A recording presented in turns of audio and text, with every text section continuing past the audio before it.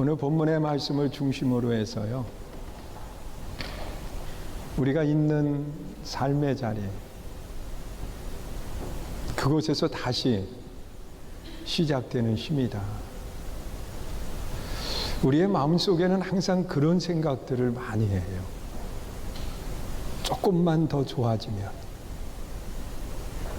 그것이 사람들의 마음속에 가지고 있는 생각들이에요. 그래서 조금만 더 나아질 때를 끊임없이 기다리거든요. 그러다 보니까 이제 내가 뭘 할 수 있는 힘을 잃어버린 때가 되고 말았어요. 하나님이 우리에게 원하시는 것은 그게 아니에요. 오늘 내 삶의 현장, 여기서부터 출발하라고 하나님은 말씀하시지요. 그런 본문의 말씀 속에도 보면 이스라엘 백성들의 모습을 아주 자세하게 설명들을 하고 있어요. 여러분, 그들의 삶의 모습을 보면 이제는 삶의 억울한 일을 만나도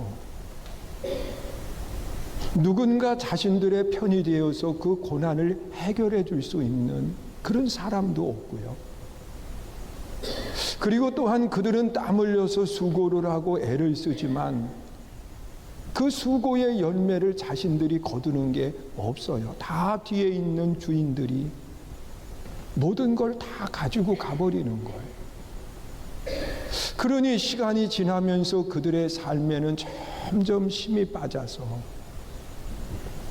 이제는 도저히 스스로 일어날 수 없는 환경이 돼버린 겁니다. 쉽게 표현한다고 하면 그 시계가요, 방전이 된 상태를 이야기하고, 그러니까 멈춰버린 시계가 되고 말하죠. 또한 옛날 시계 가운데 타협이 있는 시계가 있었습니다. 저희 집에도요, 그 아주 큰 괴종 시계가 하나 이렇게 벽에 걸려 있는데, 그 시계 뒤를 이렇게 보면은 타협을 그 감을 수 있는 그런 것을 꼽을 수 있도록 그렇게 되어 있어요. 그러면 그 뒤에다 그걸 놔두는 게 아니라 빼가지고 이렇게 안쪽 시계 추가 움직이는 그 안에다가 그거를 꼭 넣어놔요. 그리고 이 시계가 이제 막 잘 가다가 힘을 잃어버리고 제대로 소리도 내지 못하고 이렇게 멈추어 간다 그러면 그 가족 중 누군가 한 사람이 그 시계를 내려서 뒤에 태엽을 이렇게 띠릭띠릭 하면서 감아줘요.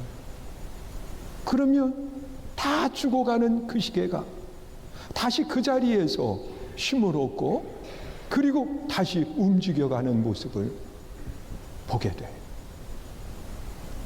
우리 삶의 모습이 이와 같지 않을까라는 겁니다.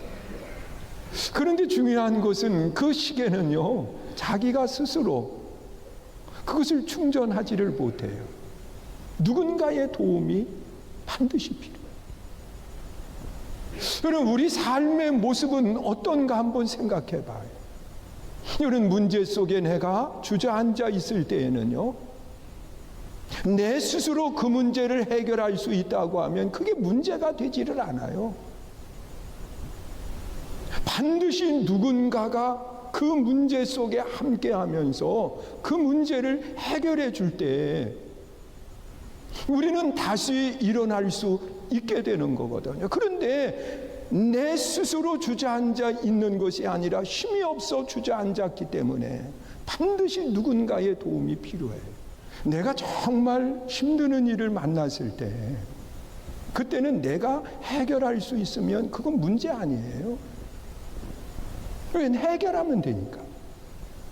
그러나 해결할 수 없는 그 상황이 됐을 때는 그게 문제인 거예요. 그때는 누군가가 내 뒤에 와서 무엇을 해줘야 되느냐? 태엽을 감아줘야 돼. 그래야 멈춘 시계가 다시 움직여갈 수 있고 힘을 낼 수 있는 거거든요. 그런데 사람들은 어떤가 생각해봐. 내 주변에 있는 사람들도 동일한 모습 속에 힘을 잃어버리는 거거든. 이것이 한 번, 두 번은 힘이 되어줄 수 있지만 지속적으로는 그게 어려워요. 그래서 시편에 기록되어 있는 말씀을 보면 제일 가깝게 내 삶에, 내 인생에 힘이 되어 주었던 부모님들도요, 내 부모도 너를 떠난다라고 그렇게 말씀을 해요. 여러분, 날 사랑하는 부모도요, 내게 끝까지 힘이 되어 줄 수 없다는 거예요. 여러분, 이런 모습을 갖는데 누가 내 삶에 힘이 되어 줄 수 있을까? 여러분, 이스라엘 백성들이 바벨론이라고 하는 나라에 포로 생활을 하면서 너나 할 것 없이 나라를 잃어버린 아픔 속에 자신들이 땀 흘려 수고하지만 모든 것들은 주인이 가지고 가버려요. 자, 이런 환경 속에서 누가 누구를 붙들어 주겠어요? 그냥 망망한 대 속에 떠 있으면서 어디로 가야 될지 길이 보여지지를 않아요. 그것이 이스라엘 백성들의 모습이요, 오늘 문제를 만난 우리들의 삶의 모습이기도 해요. 해결될 수 있는 길이 보여지지를 않아요. 이 고난 속에 정말 길이 보여진다고 하면 삶의 희망을 갖게 되는데 그것이 없는 거예요.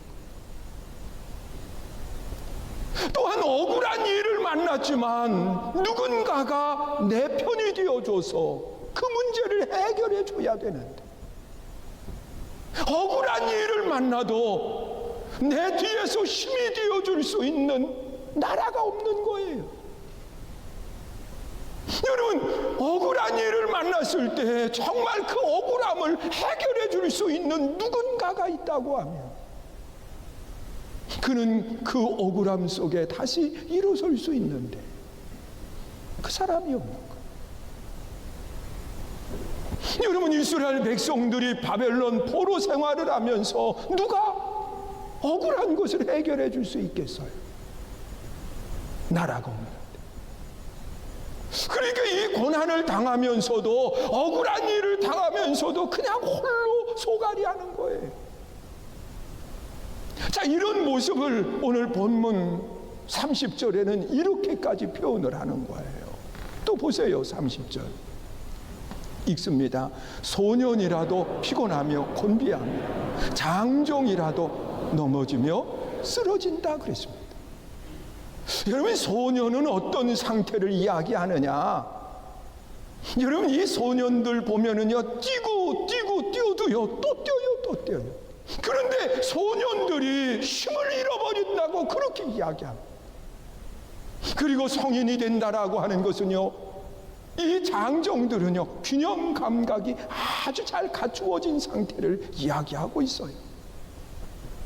그런데 이러한 장정들이 넘어지고 쓰러져도 스스로 설 수 없는 그런 모습이 되고 말았다는 거예요. 여러분, 해야 되는 일을 못할 뿐만 아니라 또한 이 일을 하고도 억울한 일을 만나고 또한 펄펄 끓는 나이지만 양손에 힘을 잃어버리고 주저앉고, 그리고 서서 다녀야 될 사람들이 균형 감각을 잃어버리고 쓰러져 버리는 그런 상태를 이야기하고 있어요.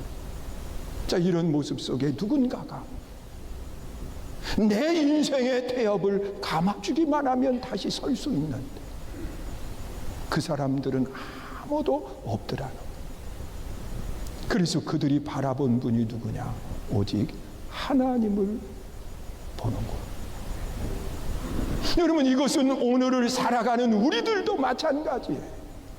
여러분, 삶의 위기를 만났을 때 우리가 예수님을 믿는 하나님의 자녀라고 하면 우리가 누구를 바라볼 수 있을까 생각해 봐요.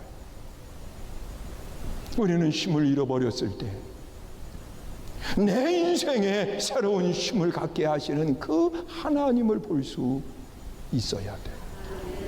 그런데 그 하나님이 어떤 분인가? 여러분, 이스라엘 백성들이 바벨론 포로 가운데 그 하나님을 바라보는 그 모습 속에 그 하나님이 어떤 분인가? 오늘 본문 28절에 보면 하나님에 대해서 아주 분명하게 이야기를 하고 있어요. 우리 한번 함께 읽어봐요. 읽습니다. 너는 알지 못하였느냐, 듣지 못하였느냐. 영원하신 하나님 여호와 땅끝까지 창조하신 이는 피곤하지 않으시며 곤비하지 않으시며 명철이 하니. 여러분, 이 말씀 속에 보면 하나님은요 어떤 분이냐고 하면 영원하신 분이라고 그렇게 이야기를 합니다. 여러분, 하나님은 영원성을 가지신 분이라고 말하는데, 그 영원성을 가졌다고 하는 것은 하나님의 전성기가 세월이 지나면서 점점 쇠약해지는 것이 아니라 처음이나 끝이나 동일하신 하나님이신 것을 말씀하고 있습니다. 여러분, 이스라엘 백성들로 이야기하면 나라를 잃어버리지 않았을 때, 다윗이 통치할 때 가장 강한 나라였었는데, 그때에 함께 하셨던 그 하나님의 힘이, 그때에 힘 있는 하나님이 오늘은 힘없는 하나님으로 바꾸어진 거냐? 아니라는 겁니다. 이스라엘의 전성기 때의 하나님의 힘은 지금 그 나라가 쇠퇴해지고 바벨론 포로 생활을 하는 그때에도 하나님의 힘은 동일하다는 것. 믿으세요? 그 하나님은 영원히 변하지 않아요. 여러분, 모세라고 하는 사람이 최고 인생의 전성기 때가 40대였습니다. 그가 왕궁에서 다른 사람이 교육받지 못하는 특별한 교육을 받았고요. 그리고 자신의 뒤에는 바로라고 하는 왕과, 그리고 또한 그의 딸이 바치고 있는 가장 강한 힘을 가지고 있었던 그런 모습을 이야기합니다. 그런데 자기의 힘으로 해결하려고, 나라를 구하려고 생각을 했지만 다 잃어버렸어요. 자신의 인생이 방전이 되어서 어디로 도망을 하느냐? 광야로 도망을 하는 거예요. 거기 40년의 세월이 지났을 때 하나님이 찾아오시는 거예요. 그러면서 모세에게 하나님이 그렇게 말씀을 해요. 모세야, 너 서 있는 땅이 거룩한 곳이니 내 발에서 신을 벗어라. 그러면서 하나님이 모세에게 내 백성을 구하라고 사명을 맡겨주시는데, 그때 모세는 하나님 앞에 그런 질문을 합니다. 하나님, 누가 나를 보냈느냐고 물으면 내가 뭐라고 답변을 할까요? 그때 하나님은 자신을 그렇게 소개합니다. 나는 나다. 내 전성기 40대 때의 하나님이 지금도 동일한 하나님이시라는 거예요. 믿으세요? 그러면서 그 하나님이 함께 하시겠다고 말씀을 하고 계세요. 사랑하는 성도 여러분, 하나님은 변하지 않는 분이에요. 그 하나님을 우리는 볼 줄 알아야. 그리고 또한 하나님은 어떤 하나님이냐? 땅끝까지 뭐 하신 하나님이요? 창조하신 하나님이시라고 말씀하고 있습니다.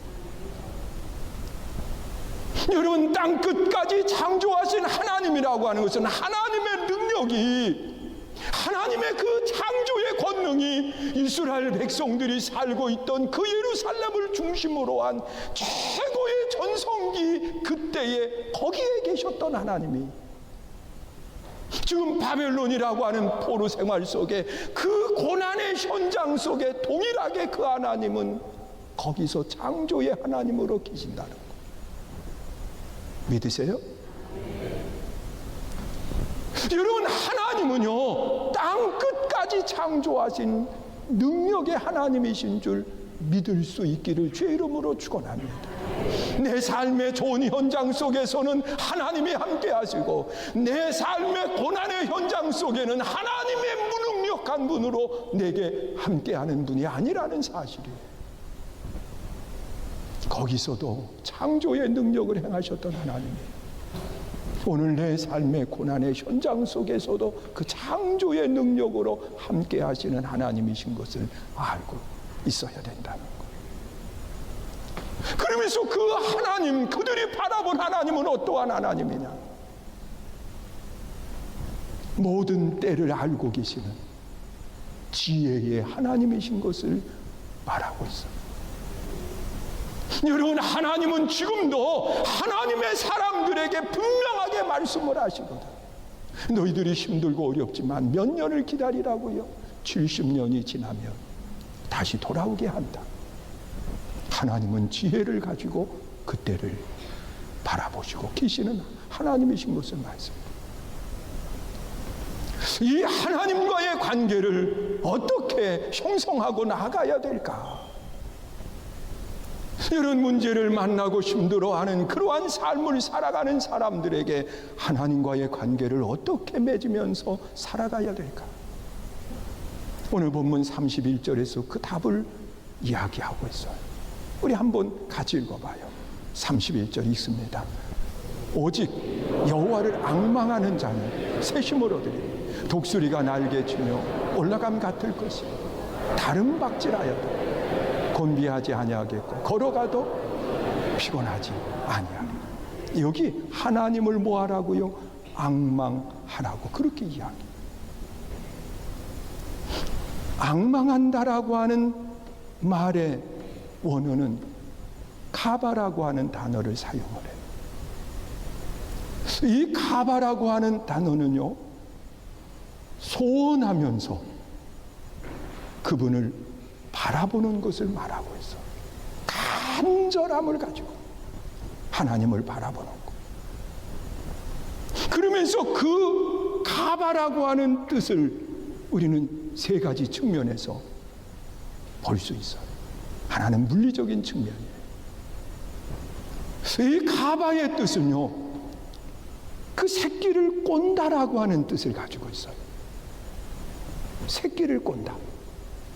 그리고 그 꼬아진 것을 가지고 단단히 묶는다라고 하는 의미를 갖고 있어요. 여러분, 하나님과 나와의 관계는 그 새끼가 꼬여지는 것처럼 꼬여있는 관계예요.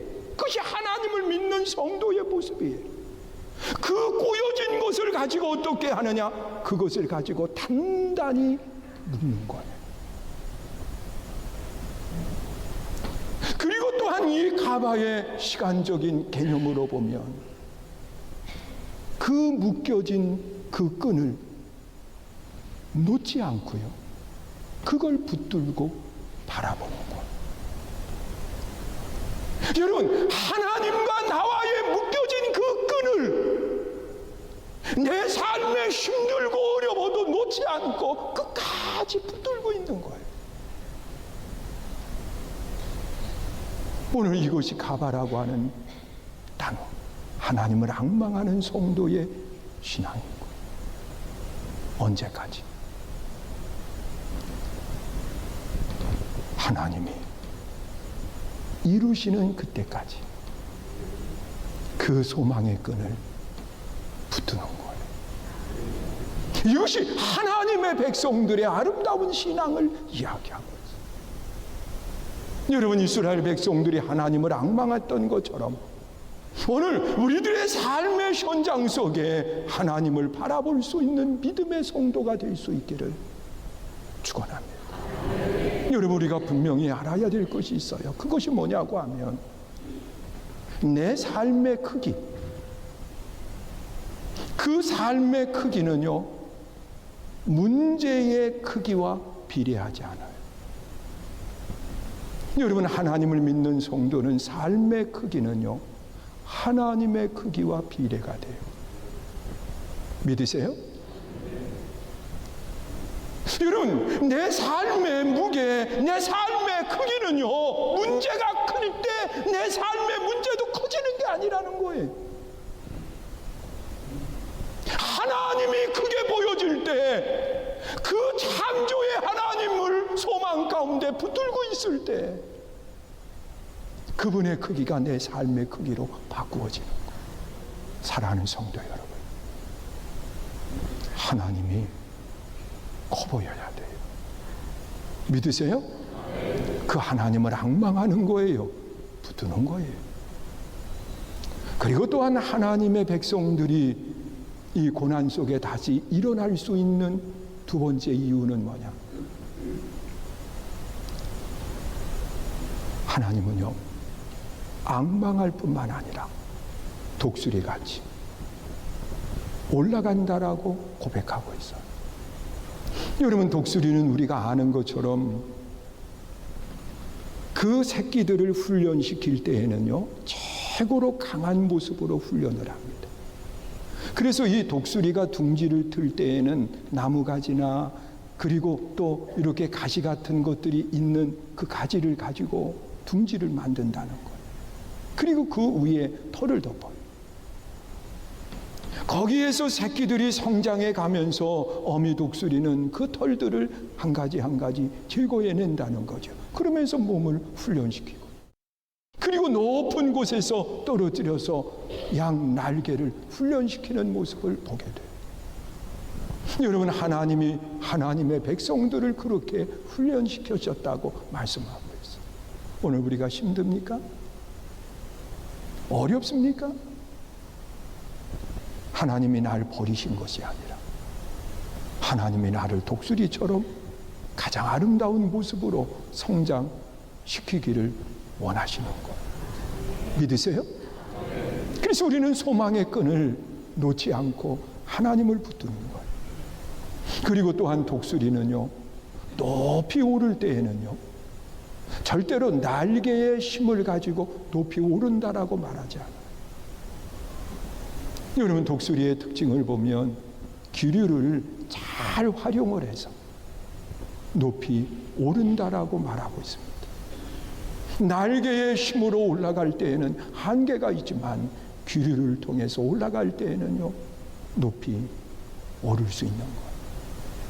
여러분, 하나님의 백성들이 오르는 것도 마찬가지예요. 우리는 내 힘으로 내 날개를 가지고 올라가려고 하면 우리는 높이 올라갈 수가 없어요. 그 자리에 멈출 수밖에 없다는 거고, 우리는 성령의 기류로 올라가야 돼요. 믿으세요? 여러분, 성경에 보면 베드로의 모습을 보세요. 베드로는요, 예수님이 다 내 곁을 떠나간다고 이야기할 때 자기의 날개로 자기는 충분히 올라갈 줄 알았어요. 여기 있는 다른 제자들은 다 예수님을 떠날 수 있어도 나는 아니라고 이야기를 했어요. 내 날개만 가져도 충분하다고 생각을 하고. 그런데 위기를 만나니까 예수님을 3번씩이나 부인하고 그 자리를 떠나. 예수님은 너무도 잘 알고 계셨어요.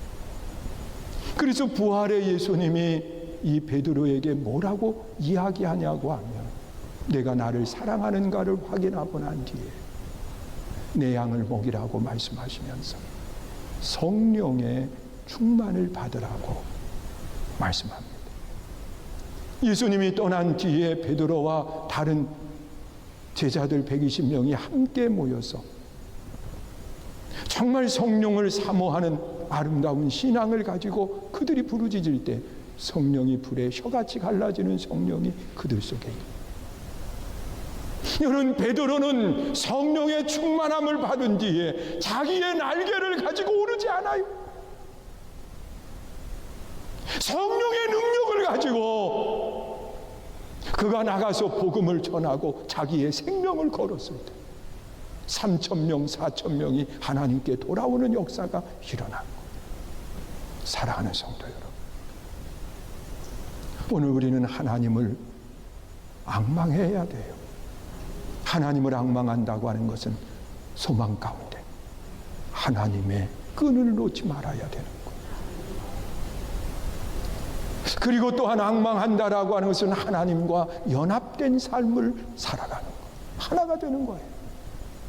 그것뿐만 아니라 하나님은 나를 독수리처럼 오르게 하세요. 이 사실을 기억하시면서 우리가 성령의 비류를 타고 높이 올라가는 아름다운 성도, 다시 한번 있는 자리에서 내가 더 나아지면이 아니에요. 오늘 내 삶의 현장 속에서 하나님을 소망하면서 오를 수 있는 믿음의 복된 성도들이 다 될 수 있기를 주의 이름으로 축원합니다.